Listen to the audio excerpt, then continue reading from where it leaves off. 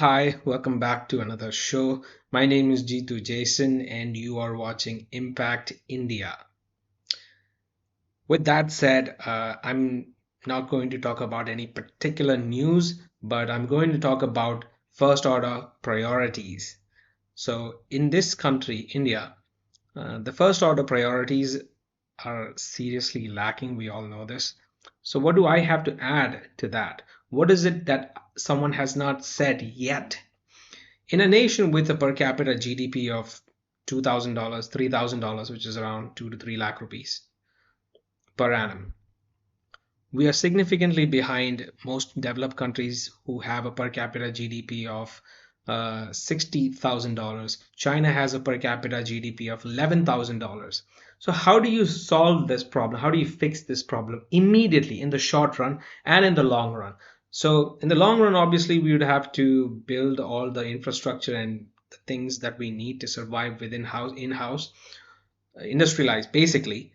And in the short term, there is a solution that I propose, which I didn't come up with this. Okay, there are companies that actually operate on this model, like Gravity, which is a credit card payment processing company in US, Semco, which is a Brazilian company, Mondragon, that is not a normal company, it's a cooperative, so I'll count that in. Amul is an exception. Amul is a cooperative company. When 80 paisa, sorry, when Amul earns 1 rupee in profit, 80 paisa goes to the farmer who milked the cow. So how do you short, or sorry, excuse me, how do you solve the per capita GDP problem in the short run?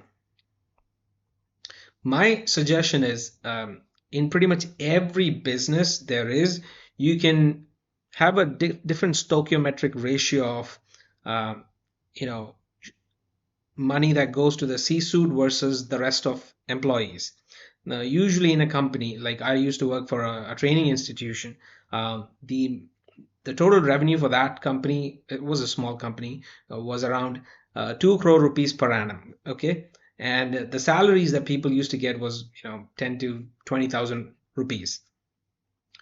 Now the MD of that company used to make you know multiple, I wouldn't say multiple crores. Yeah, I think at least 1 crore rupee in profit, so that he could buy a BMW. Okay, he could afford that, which is in stark contrast to another training institution, similar training institution. That guy, the MD of that particular company, I'm not going to name it. That particular company used to, the MD of that company used to drive a Wagoner CNG and a Swift later on. He did not buy a BMW because his employees were compensated at a better rate than the other one.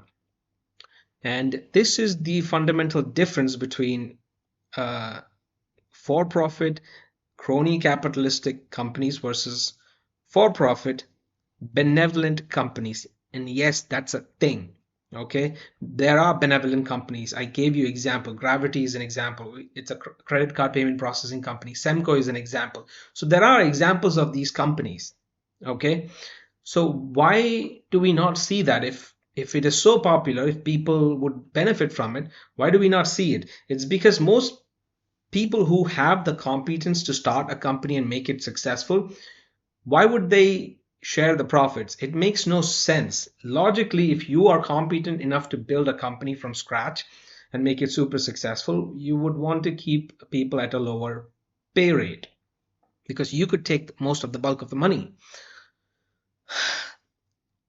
So it's a matter of intention, okay? And the opposite of this would result in communism or socialism, which means no free enterprise, which means the talented people who can make successful enterprises have no incentive to start one. So you actually need a benevolent, dictatorial type of a personality who would actually take a pay cut like Gravity did.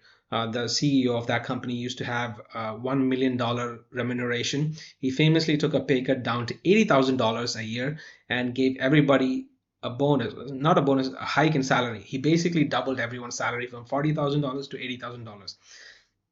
$80,000. So that's an option.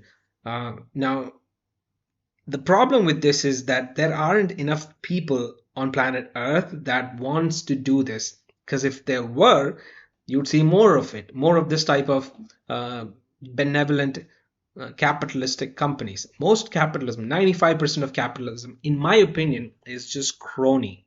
That is why it is the that is why the C-suite salaries versus the median income of pretty much all companies in the last 25 years has uh, grown widely. The gap between the C-suite and the median income has been increasing since the 1970s, I think, after Milton Friedman, made his Friedman doctrine the gold standard of corporate behavior, which is shareholder primacy. He said this. I'm paraphrasing. He said that companies should not be involved in the welfare of stakeholders, like employees or environment or society. That's not the job of a company. The job of a company is to maximize profits only. So since then, profit maximization, short-term profit maximization has become the goal of a company. Now he said, companies would focus long-term, yada, yada, yada, yada, but that's not how things went. Okay. And people are recognizing that this isn't working. The economic inequality starts at a company level when the C-suite makes a lot more money than the median income.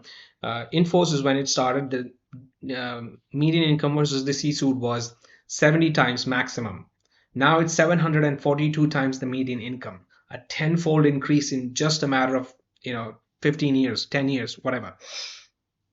So that's what things are like. It wasn't always like this, before 1960s, before the Friedman doctrine, before before the shareholder primacy came into effect, things were much better. People could afford a house in 2 years worth of salary. The house to median price, median salary ratio in US in 1960s was 1:2, which means in 2 years worth of salary you could buy a house. In India in 2000, it used to be 1:3. In 3 years worth of salary of a clerk, of a normal clerk, he could buy a house. Now it's 1:10. You need to save money for 10 years straight to buy a house, to afford a house. That is the house to income ratio right now. And why did this happen? Who made this? Okay, why did it grow? It's because of the shareholder primacy rule, which is a doctrine that most companies follow these days, and that is why most of the money has flown in that direction, to which is exacerbating the existing income inequality. If you're in the same company, how are you making more money, or how is your growth higher than your own teammates? Which is the most puzzling thing for me. I don't understand this. If they are your teammates, they should have an equal share of the pie. If your income is growing by a factor of 15% per year, why is the employee at Infosys, they get an increment of, let's say, 7% per year? How do you come to this conclusion that most of the profits that the company has made is because of the C-suite and not because of the rest of the employees? There is no logical explanation for this, especially when we know that during the Narayan Murthy era, the company was more equitable than right now. So if you are interested in this, if you align yourself with this school of thought, if you understand that this wasn't always like this, but where the median income to house price ratio used to be 1:2 or 1:3, now it's 1:7 in US, and in India it is 1:10. So there was a better time in the past. This is not me fantasizing. This is what ground reality was. The only reason why it was like that is because the median income to the C-suite salary, C-suite remuneration was much closer. The gap was much closer. Now it is 742 times at Infosys. It used to be 70 times. Now it's 742.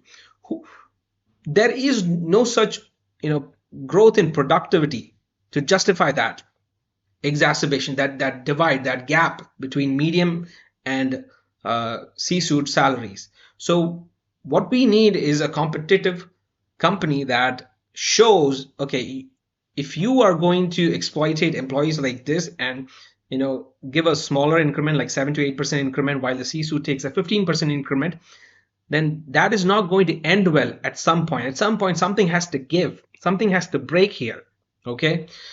Anyway, that's my opinion. That's my thought. That's I hope I can give you some clarity of understanding as to why things are becoming screwed up by the day. It is because of the Friedman doctrine. Blame him for that. I'm a Friedman fan, but I don't agree with this one thing that he said. The shareholder primacy nonsense. It is stupid on its face. If a company wants to take care of its employees or welfare of society or environment, I'm not a tree hugger, but if that's what it wants to do, it should be allowed to do that. Why is it forced to focus solely on profits is something that bothers me. And this is the reason why things are getting worse and will get worse if somebody doesn't start a company that shows a different path like Gravity did. Okay, unfortunately he got into a lot of controversy. There are sexual abuse allegations against him. I think it's fake, probably because he attacked the system vehemently. Okay, no good deed ever goes unpunished, you know. So yeah, you can do something like that if you are a competent person and generous at the same time. If you're a benevolent dictator, okay, try running a company like Semco or Gravity, or I wouldn't recommend cooperatives. Cooperatives have decision making issues. It is not nimble like a capitalist company, like a for-profit capitalist company. You have to have board meetings, annual meetings, general meetings, this, that, and the CEO can get impeached anytime. So it's not a stable governance system. Sometimes it works. Amul is an exception. Lajat Papad is an exceptional example, but it's very rare. It's difficult for such companies to survive. So I would prefer a capitalistic company as opposed to a cooperative model because you are more nimble like that. But the problem with capitalism is that it is 95% of the time crony. 5% of the time it is fine. Okay. So I will end this stream here. If you resonate with this, you are part of the resistance. Okay, you're one of us. Do join my Telegram group if you want to hang out with me, and do comment something if I have got something wrong. If you have a better idea, a better economic model, let me know. Okay, I'm just putting this out there in hopes that someone might resonate with this. I could find my own tribe. Okay, that is why I'm doing this.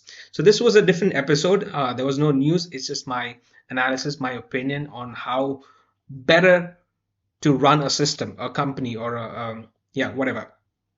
So let me know what you think, and I will see you in the next one. Bye.